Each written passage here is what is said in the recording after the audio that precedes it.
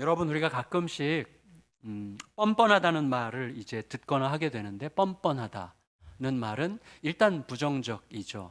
그리고 때로는 수치심을 느끼게 하기도 합니다. 뻔뻔하다, 이 말은. 근데 가끔씩 우리가 아는 것은 뭐냐면 이렇게 말할 때도 있어요. 그런 상황에서는 좀 뻔뻔해도 돼. 그죠? 아니, 뻔뻔해도 되는 게 아니라 너 좀 뻔뻔해야 되겠어. 너 좀 뻔뻔해져야 된다. 라고 말해야 될 때도 있죠. 없어요? 있죠. 마스크를 쓰면 그냥 이렇게 뭐 이렇게 질문할 때 마스크를 쓰고 가만히 계시면 진짜로 속으로 그래요, 뭐 지져라, 뭐 이렇게 드릴 때가 있으니까 여러분 고개를 이렇게 살짝이라도 움직이시면 좋겠어요. 2008년에 출간된 책 중에 이기는 뻔뻔함이라는 책이 있는데 한국 분이 썼는데 그 책의 요지는 그거예요. 비난받는 게 싫은가? 성공하는 게 싫은가? 그렇다면 아무것도 하지 말고 아무 존재도 되지 말고 아무것도 기대하지 말라.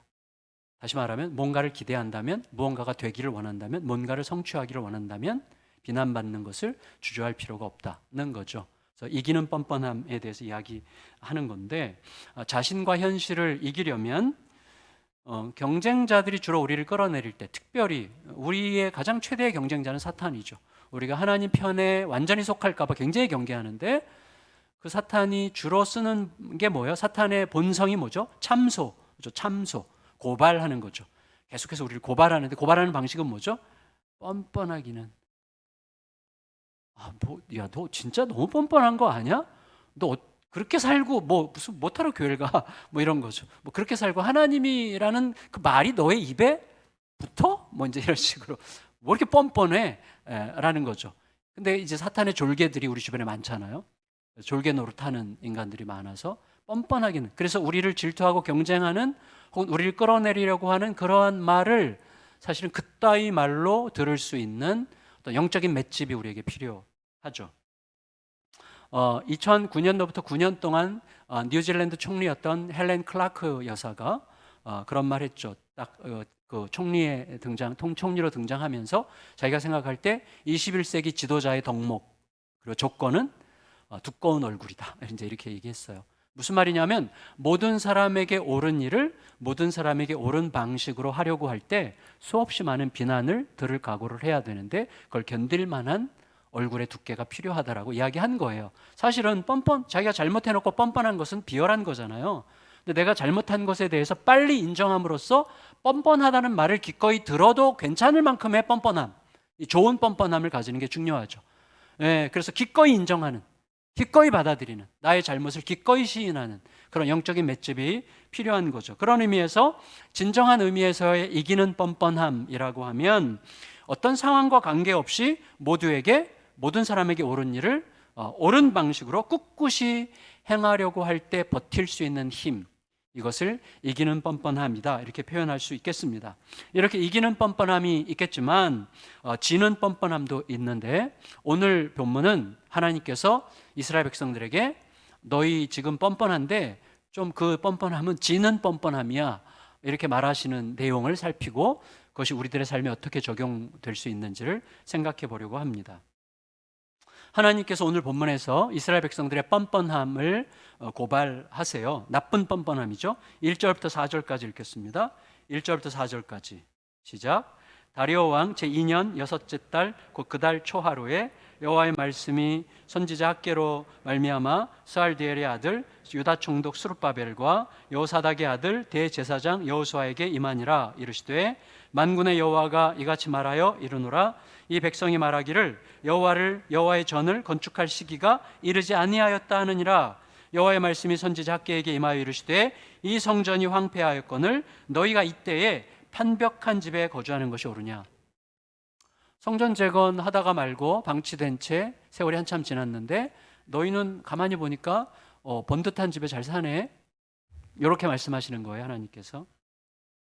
특히 2절에서 하나님께서 자기 백성을 부르실 때 내 백성이, 이렇게 보통 그렇게 부르시거든요. 제가 제 아내를 누구한테 소개할 때 제 아내입니다, 제 아내가요, 이렇게 얘기하는데 아내랑 싸웠으면 뭐라 그래요? 이 여자가요, 이제 이렇게 얘기하죠. 그러니까 사실은 하나님께서 자기 백성을 보통 내 백성이라고 부르시는데 오늘은 이 백성이, 객관화시켜서 예수님 하나님으로부터 좀 떨어져서 이놈의 백성이 이렇게 이제 얘기하시는 셈이에요. 배경은 이래요. 아시듯이 이스라엘 남유다 왕국만 남았는데 바벨론에게 지배당하면서 바벨론이 쓸만한 사람들은 전부 다 데리고 바벨론으로 데리고 갔어요. 포로로. 그리고 이제 예루살렘에 남은 사람들은 아주 무능하고 연약한 사람들만 남았는데 어쨌거나 50년 만에 돌아와요. 50년 만에 돌아온 다음에 이제 제일 먼저 한 게 성전 재건이에요. 성전을 다시 건축하는 게 그들에게 너무나 중요한 사명이었는데 몇 가지 굉장히 그럴듯한 현실적 이유들이 생겼어요. 이해함직한 현실적인 이유들이 생겼고 그것 때문에 지금은 때가 아닌가 보다 하고 계속 미루었는데 그 미루는 세월이 16년이 지난 거예요. 16년. 그리고 16년이 지나간 다음에 가만히 보니까 하나님께서 특별히 이 돌아온 귀환한 백성들의 유력자들, 특히 지도자들과 몇몇 백성들은 번듯한 집에 잘 살고 있는 거예요. 그러면서 하나님께서 물으시는 거죠. 니네 그렇게 뻔뻔해도 되는 거야? 이렇게 얘기하시는 거죠. 니네 진짜 섭섭하다? 이렇게 얘기하시는 셈이죠.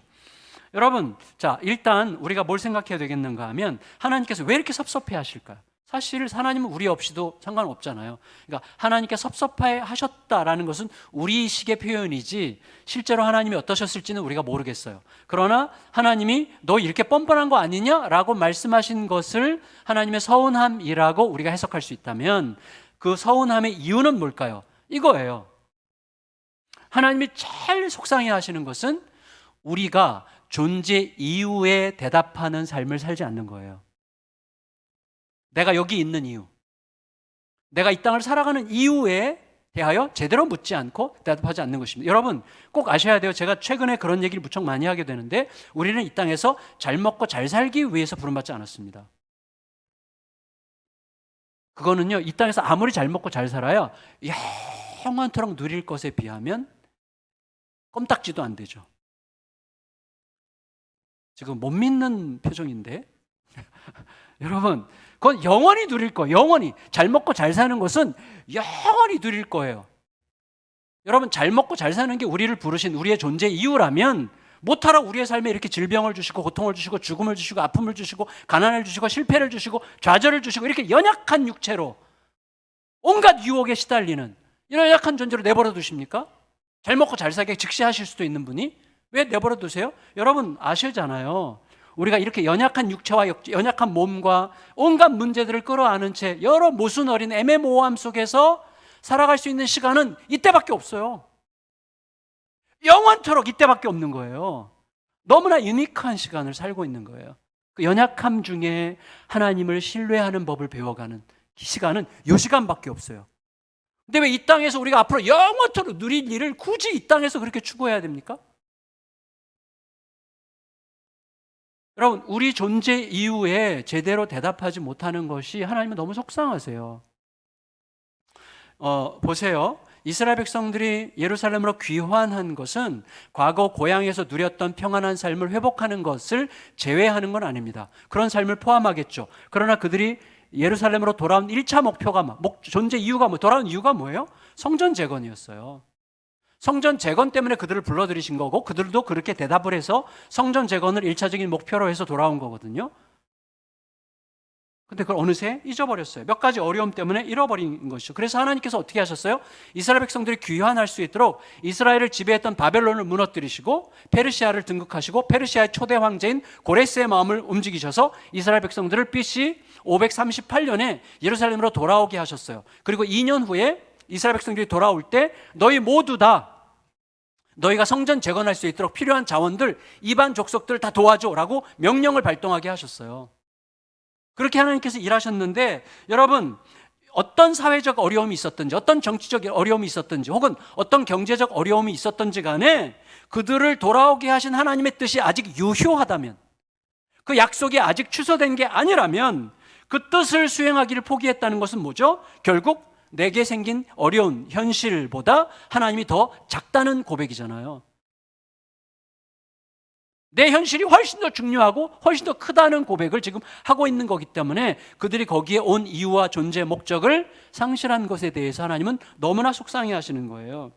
결국 여러분, 그들이 공사를 중단한 이유가 그들의 입장에서는 뭐 그럴만 했을지도 모르지만 하나님의 편에서는 아니었다는 거예요.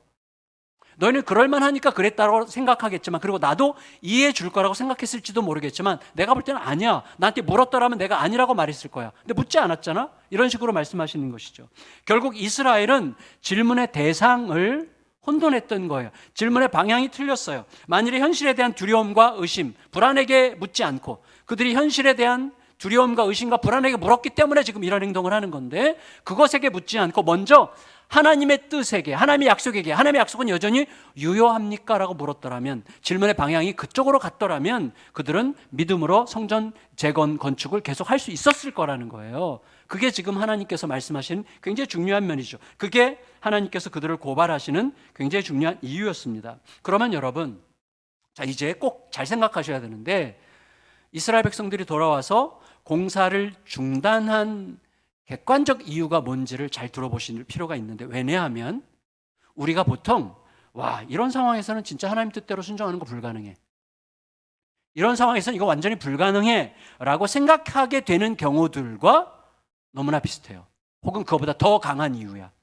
그러니까 근데 그것에 대해서 하나님께서 문제 제기를 하시는 거 보니, 우리의 삶을 돌아보아 우리의 삶에서도 진짜 너무 쉽게 내가 현실에 굴복하는 방식으로 사는 게 아닐까라고 질문하는 마음으로 이스라엘 백성들이 성전 공사를 중단하게 된 이유를 한번 들어보세요. 무엇보다도 황제 고레스가 주변의 이방 국가들에게, 야, 이스라엘이 예루살렘으로 귀환할 때, 성전 재건할 때 너희들 도와줘, 물질도 제공해 라고 했던 말은 하나님의 감동으로 했던 말이긴 하지만, 현실적으로 보면 이방 족속들의 입장에서는 정치적 쇼에 불과했을 수도 있어요. 왜냐하면 이방 족속들 입장에서 보세요. 이스라엘 백성들이 예루살렘 떠났을 때, 예루살렘은 완전히 이스라엘이 지배력을 완전히 잃었어요. 정말 똑똑하고 날고 기는 사람들은 전부 다 잡혀갔고, 예루살렘은 무능력한 자들만 남아 있었어요. 그러니까 주변 국가들이 예루살렘을 차지하려고 굉장히 많은 정치력을 발휘했고, 그리고 점점 실제로 몰고 들어와서 예루살렘에 대한 지배권을 행사한 지 50년이 지났어요. 그럼 자기들 거 아니에요, 이미? 그런데 예루살렘으로 이스라엘 백성들이 귀환한다는 것 자체가 그들에게는 위기예요. 너무 싫은 소식이죠. 더군다나 그들을 도우라니 말이 안 되죠. 돕기는커녕 그들을 회방해야죠. 실제로 느헤미야서에서 그래서 그들이 이스라엘 성전을 짓기도 전에 성벽, 이스라엘의 시티의 성벽을 재건하는 것도 못 짓게 막 방해하잖아요. 방해하다가 안 되니까 어떻게 해요? 페르시아에 막 상소문을 보내요. 이스라엘 백성들에게 성전이라고 하는 것은 그들을 결속시키는 너무나 강력한 상징이기 때문에 성전을 재건하면 당신들을 반역할 겁니다. 성전 재건은 중지하셔야 됩니다. 그런데 그들의 상소문이 고레스 황제가 딴 데로 원정 갔던 그 시기에 도착했던 것 같아요. 그래서 페르시아 정부가 잠시 중단하라는 명령이 내려왔던 것 같아요. 그런 상황이에요. 그러니까 정치적으로는 페르시아 정부가 반대하고 있고, 또 사회적으로는 이웃들이 극심하게 반대하고 있는 그런 상황이에요. 그런데다가 경제적으로 상당한 압박을 받고 있는 중이었어요. 그러니까 충분히 이해할 만한 이유가 되는 것이죠. 성전 재건 공사 더 이상 할 수 없겠구나, 이렇게 생각했던 거예요. 그러니까 이거죠. 이스라엘 백성들에게는 자신들이 굴복할 수밖에 없는 현실적 이유들이 있었고, 그건 누구라도 이해할 만하고 심지어 하나님도 이해해 주실 수밖에 없을 거라고 생각했기 때문에 그렇게 행동한 거겠죠. 하지만 그렇게 했어요. 그렇게 했으면 그렇게 하는 것에 대한 결과를 기대하는 거죠. 그 결과는 뭐겠어요? 좀 더 덜 불안한, 좀 더 안전한 어떤 결과를 기대하는 거죠. 그러면 그들이 하나님의 약속을 저버리고 현실을 선택하고 현실과 타협한 결과는 뭐였습니까? 안정이 됐습니까? 평화를 얻었습니까? 아니라는 거예요. 불행하게도 그들이 현실에 타협한 결과는 이거였어요. 6절 읽겠습니다. 6절 시작. 너희가 많이 뿌릴지라도 수확이 적으며, 먹을지라도 배부르지 못하며, 마실지라도 흡족하지 못하며, 입어도 따뜻하지 못하며, 일꾼이 삭슬 받아도 그것을 구멍 뚫어진 전대에 넣음이 되느니라. 9절에서 11절도 읽겠습니다. 9절에서 11절 시작. 너희가 많은 것을 바랐으나 도리어 적었고, 너희가 그것을 집으로 가져갔으나 내가 불어버렸느니라. 나 만군의 여호와가 말하노라. 이것이 무슨 까닭이냐? 내 집은 황폐하였으되 너희는 각각 자기의 집을 짓기 위하여 빨랐음이라. 그러므로 너희로 말미암아 이슬을 그쳤고 땅은 산물을 그쳤으며 내가 이 땅과 산과 곡물과 새 포도주와 기름과 땅의 모든 소산과 사람과 가축과 손으로 수고하는 모든 일에 한재를 들게 하였느니라. 가뭄이 있도록 하나님께서 조치하셨다는 거예요. 다시 말하면 그들이 현실과 타협하고 현실을 따르면 좀 더 편안해질 줄 알고 그렇게 했지만 상황은 더 어려워졌다는 거죠. 여러분, 자 보세요. 현실을 따를 때, 현실과 타협할 때 더 어려워지는 이유가 뭘까요? 자, 하나님께서 현실을 따라라 라고 하시면 따르면 돼요. 하나님은 그러신 적이 없어. 아직은. 아직 하나님의 약속은 유효해. 근데 그 하나님의 약속이 유효하다는 것을 확인하지 않은 채로 현실에 너무나 빨리 타협한 결과 점점 더 상황이 어려워졌는데, 그렇게 되는 이유가 뭐예요? 여러분, 우리가 따를 수밖에 없다고 판단되는 사회적, 정치적, 경제적 현실을 따르게 되면 그동안에 우리는 어떻게 돼요? 자기도 모르는 사이에 이거는 하나님도 이해하셔야만 하는 거야 라고 전제하는 거예요. 그래서 어느새 하나님의 약속을 붙들고 믿음으로 도전하는 길을 이미 포기한 거예요. 그래서 믿음, 하나님의 약속이 여전히 유효하기 때문에 믿음으로 약속을 붙들 때만 갈 수 있는, 건널 수 있는 홍해를 건널 기회를 스스로 미리 막는 거예요. 그렇게 되면 어떻게 돼요? 여전히 예배를 드려요. 여전히 기도를 해요. 여전히 종교 활동을 해요. 하지만 마음 깊은 곳에서는 하나님보다 현실의 지배를 받게 됩니다. 아무리 종교적 행위를 많이 해도 마음은 여전히 현실의 지배를 받고 있는 거예요. 그에 따라서 하나님과의 살아있는 생명의 관계 속에서만 찾을 수 있는 위대한 돌파구를 잃어버리게 되는 것입니다. 이스라엘을 보세요. 사회적으로 타당한 이유예요. 정치적으로 타당한 이유예요. 경제적으로 타당해요. 그만두는 게 이해가 돼요. 충분히 이해가 돼요. 하지만 그것을 따랐을 뿐이지만 현실은 더 힘들어지고 더 복잡해졌습니다. 가장 우선적으로 중요하게 생각해야 했던 하나님과의 관계가 흐트러졌기 때문입니다. 그러니까 보세요. 우리들의 입장에서, 이스라엘 백성들의 입장에서 우리들의 순서는 뭐예요? 우리들의 순서는 현실적으로 어려워져서 약속을 포기한 거죠. 그러나 하나님 편에서 하나님의 순서는 뭐예요? 약속을 포기했기 때문에 현실적으로 더 어려워진 거죠. 순서가 완전히 다르죠? 여러분 보세요. 하나님께서 자기 자신과의 관계보다 우리가 다른 것들을 더 중요시하는 것을 무척 싫어하세요. 하나님은. 자, 우리가 하나님과의 관계보다 다른 어떤 현실적인 이유들을 더 중요하게 생각하는 것을 너무너무 섭섭해하세요. 너무너무 싫어하세요. 이유는 하나님이 배제된 것에 대한 속상함 때문이 아니에요. 하나님 삐지셨기 때문이 아니라 우리가 하나님과의 생명의 관계를 뒤로하고 현실적인 이유들을 먼저 선택하는 것이 우리가 망하는 확실한 길이기 때문이에요. 그래서 하나님이 너무나 싫어하시는 거죠. 우리가 망하는 꼴을 볼 수 없어서 너무 힘드신 것이죠. 따라서 여러분, 이스라엘에게 보다 중요했던 것은 뭐예요? 자기를 돌아보는 일이에요. 자기를 돌아보는, 소위 반추하는 거죠. 리플렉션 하는 거죠. 내가 지금까지 걸어왔던 길이 어떤 길인지, 그 길은 하나님의 약속을 붙들고 가는 길이었는지 아니면 다른 길을, 엉뚱한 길을 지금 걷고 있는 것인지를 반추해라, 돌아봐라, 리플렉션 해라 라고 말씀하시는 거예요. 그게 우리가 원래 그 과정이 반드시 있었어야만 됐는데 너희가 그 과정을 생략한 게 너무나 큰 문제구나 라고 지적하시는 거예요. 그래서 5절 보시겠습니다. 5절 읽겠습니다. 시작. 그러므로 이제 만군의 여호와가 이같이 말하노니 너희는 너희의 행위를 살필지니라. 7절 읽습니다. 만군의 여호와가 말하노니 너희는 자기의 행위를 살필지니라. 계속 반복해서 말씀하시죠. 너희가 걸어왔던 길들을 다시 깊이 새겨보거라 라고 말씀하시는 것입니다.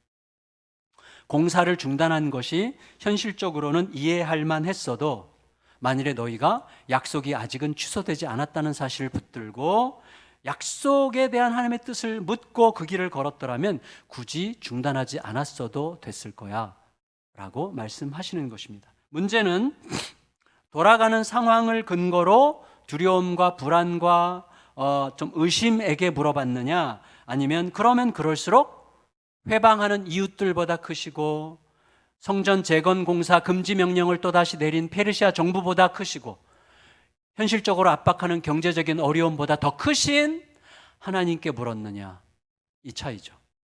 질문의 방향의 문제입니다. 여러분 보세요. 제가 돈이 없어요? 물론 조금 있어요. 만일에 제가 돈이 없는데 누가 돈을 빌려달라 그래. 그럼 죄송해요. 너무 빌려주고 싶은데 돈이 없는데요. 라고 말할 때 누구도 뭐라고 할 수 없어요. 자, 근데 제 사랑하는 딸이 수술 받게 됐어요. 제가 돈이 없어요. 수술비가 필요해.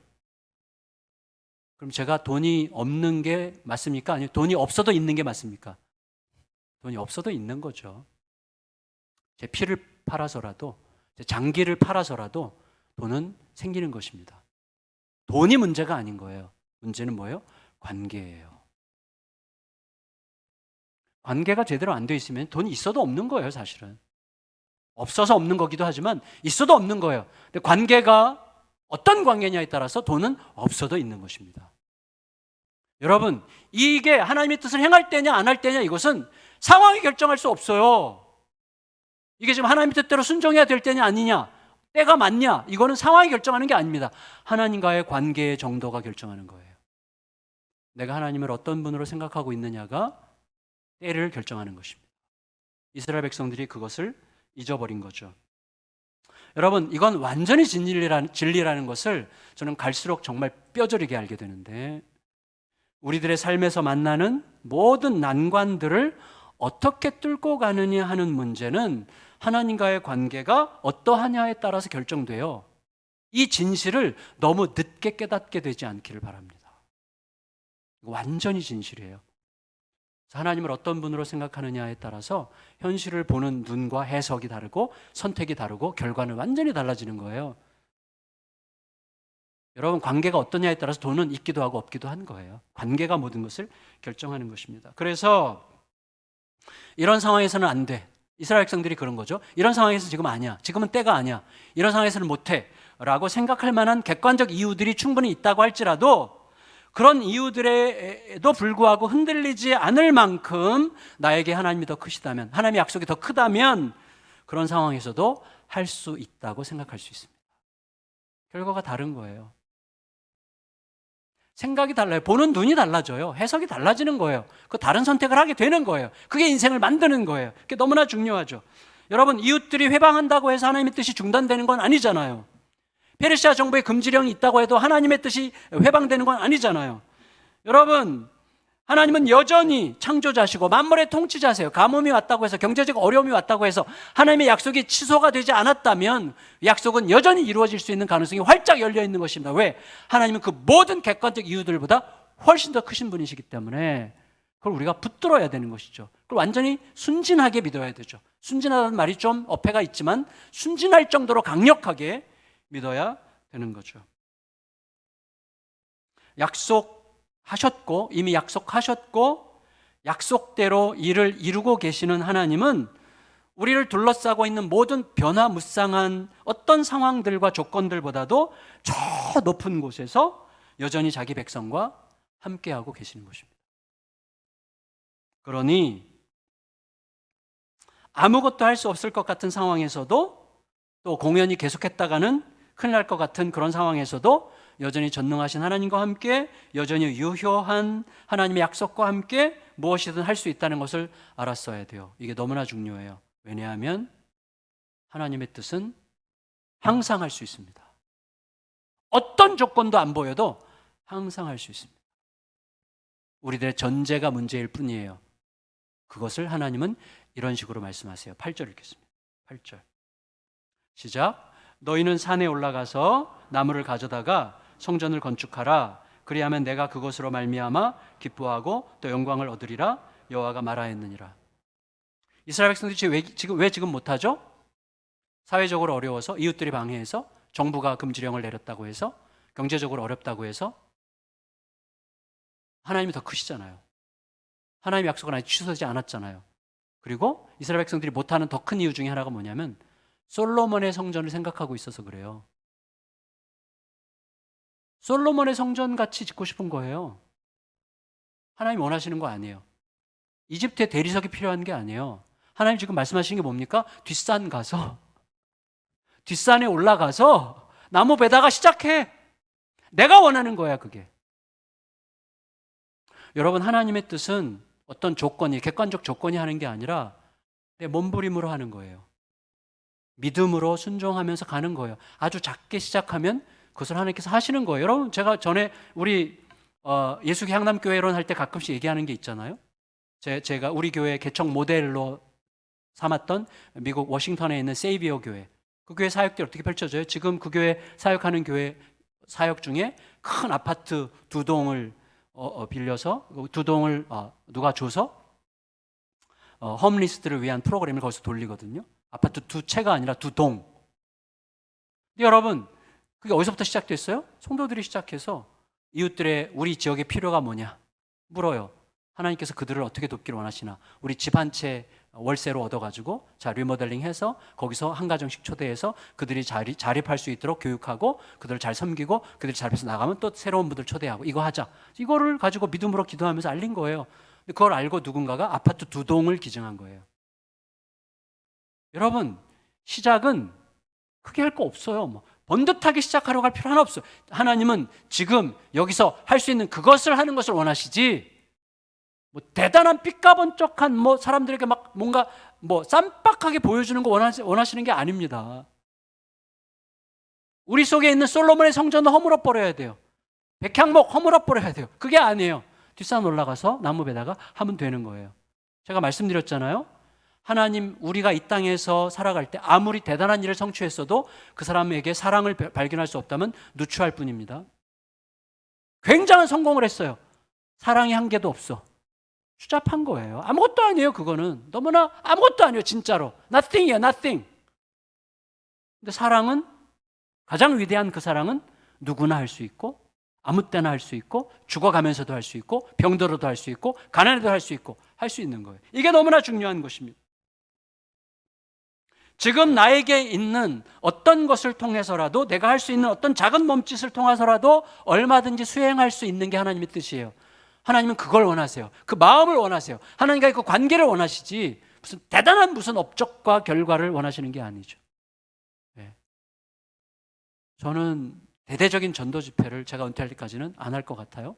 앞으로 과거에도 안 했지만 그런 건 할 생각이 없습니다. 하나님의 진짜 뜻은 뭐예요? 하나님의 뜻이 오늘 나의 삶을 통해서 소박하게 일상 속에서 계속 진행되는 거예요. 여러분, 참 흥미롭게도요, 하나님 참 약간 재밌으신 구석이 있잖아요. 가끔씩 하나님께서 지금 학계 선제를 통해서 야, 성전 재건 이제 시작해, 지금이라도 시작해 라고 하셨을 때는 다리오 왕 2년인데, 다리오 왕 2년 그 다음에 뭐라고 그랬어요? 1절에 여섯째 달인데, 그때는 오늘날로 환산하면 BC 520년 8월 달이에요. 그때는 이스라엘의 추수력으로 보면 추수가 다 끝나고 놀기 시작할 때야.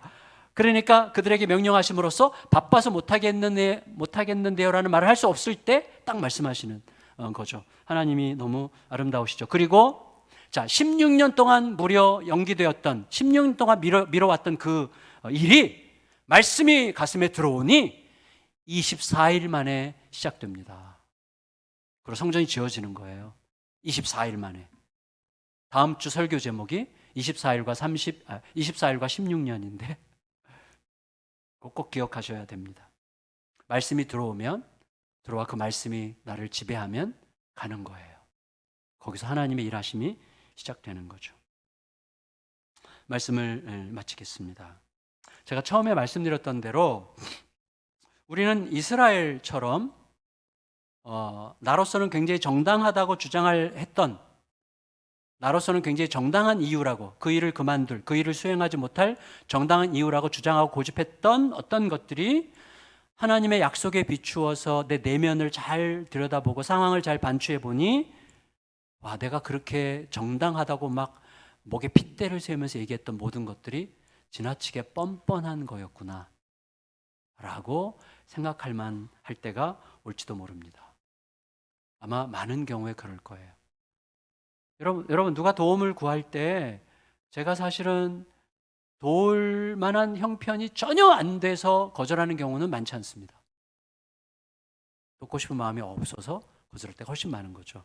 근데 여러분, 뭐 그거는 곁다리 이야기지만 중요한 건 뭐냐면 괜찮다는 거예요. 그래도 괜찮습니다. 왜? 내가 뻔뻔했구나 라고 생각하면 돼요. 거기서부터 시작이 되는 거죠. 거기서부터. 하나님의 약속에 비추어서 다시 정돈될 수 있다면 그 시간이야말로 하나님의 뜻을 거스리게 만들었던 이웃들의 방해를 넘고 페르시아 정부의 금지령을 넘고 현실적으로 압박하는 경제적 어려움도 뛰어넘어 내가 여기에 있는 이유를 충분히 성취해도 괜찮겠다. 이웃들의 해방에 대해서도 더 뻔뻔해지고 페르시아 정부에 대해서도 좀 더 뻔뻔해지고 경제적인 어려움에 대해서도 좀 더 뻔뻔해질 수 있는 그런 이기는 뻔뻔함의 자리로 갈 수 있는 시간이 될 것입니다. 내가 뻔뻔했구나 라는 사실을 깨닫게 되면 그런 맷집이 확 생기는 것이죠. 제대로 뻔뻔해지는 것이죠. 누군가의 비난에 대해서, 누군가의 모함에 대해서 괜찮아. 내가 지금 하나님 앞에서 옳은 길을 가느냐만 물으면 되는 거야. 이렇게 생각하고 가는 것이죠. 여러분, 적지 않은 경우에 우리들의 문제는 정당하고 합당하게 이기는 뻔뻔함, 바람직한 영적 맷집의 부재에서 문제가 항상 시작됩니다. 진정한 맷집은 어디서부터 나옵니까? 하나님의 크심과 하나님의 오르심과 하나님의 신실하심이 내 안에서 흔들림 없이 확고해지는 시간, 그때. 그리고 하나님과 동행하고 싶은 의지가 내 안에서 막 솟구치는 그 시간에 진정한 맷집이 형성되는 것입니다. 그리고 하나님의 오르심과 하나님의 신실하심의 절정인 그 예수님이 내 안에 충만하실 때 모든 상황을 이기는 위대한 뻔뻔함이 우리 이끌어가요. 그래서 저는 늘 아침에 일어나면 바로 그냥 일어나면서 그냥 이불 위에 엎드려서 이 한마디만 딱 기도합니다. 오늘도 예수님으로 충분히 배불러서 누군가의 서운하게 함, 누군가에게 무시당하는 것 같은 느낌, 부당한다고 하는 느낌이 나에게 강렬한 결핍으로 저를 지배하지 않게 해주시고 예수님으로 인한 배부름이 그 모든 것을 지배하게 해주세요. 이렇게 아침마다 기도하게 됩니다. 우리들은요, 대체로 아주 급한 것을 중요하다고 생각하는 습관에 길들여져 있습니다. 물론 맞는 면이 있어요. 생명이 걸린 긴급한 문제는 그 자체로 치명적으로 중요합니다. 하지만 일상으로 돌아가서 대충 우리들의 삶을 이렇게 들여다보면 진짜로 중요한 일들은 급하지 않은 게 대부분이에요. 하나님과의 관계, 생명처럼 중요해요.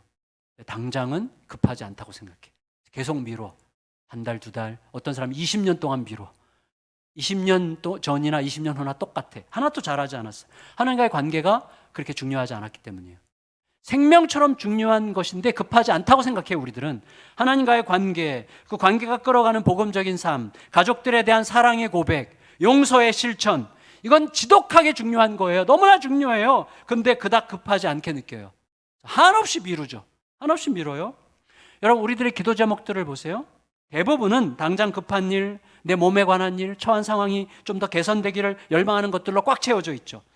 내 존재가 성전으로 세워지는 가장 중요한 일을 기도하는 일은 거의 없어요.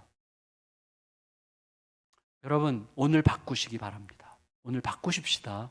기도 제목의 제 1순위에 내가 성전으로 세워지는, 성전이 내 안에서 재건되는 일이 첫 번째 기도 제목이 되기를 축복합니다. 여러분, 우리들의 성전 재건이 뭐예요? 나를 불러 여기에 있게 하신 이유, 내 존재 이유, 나를 신자로, 남편으로, 아내로, 부모로, 내가 거주하는 도시의 시민으로, 누군가의 동료로 혹은 누군가의 리더로 나를 있게 하신 그 이유에 대하여 하나님께 여쭙고 정직하고 신실하게 대답하기 위해서 날마다 하나님께 귀 기울이는 것, 이게 우리들의 성전 재건이에요. 이게 가장 중요한 기도 제목이 되시기를 바라요. 거기서부터 모든 게 시작됩니다. 거기서부터 모든 게 시작이 돼요. 그 여정에서 알게 돼요. 와, 우리 예수님이 계시다는 게 이렇게 복되구나. 나는 못하는데 예수님이 다 해놓으셨구나. 예수님이 다 하셨다는 사실을 믿으면 할 수 있게 하시는 거구나. 이걸 알게 돼요. 예수님이 답이라는 게 막 깨달아지는 이 기쁨, 영광이 알게 되는 거. 예수님으로 가득 차게 되고 예수님으로 배부르게 되면요, 어떤 결핍에 초라해지지 않는 거예요.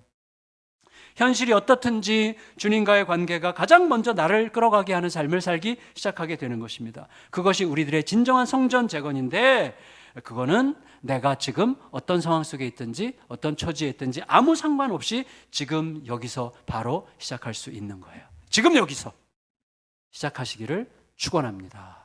그 은혜로 말미암아 주님이 원하시는 그 길을 잘 걸어서 주님과의 생명의 관계가 모든 걸 결정한다는 게 이런 거구나 라는 것을 놀랍게 경험하는 은혜가 우리 모든 삶에 충만하시기를 예수님의 이름으로 축원합니다.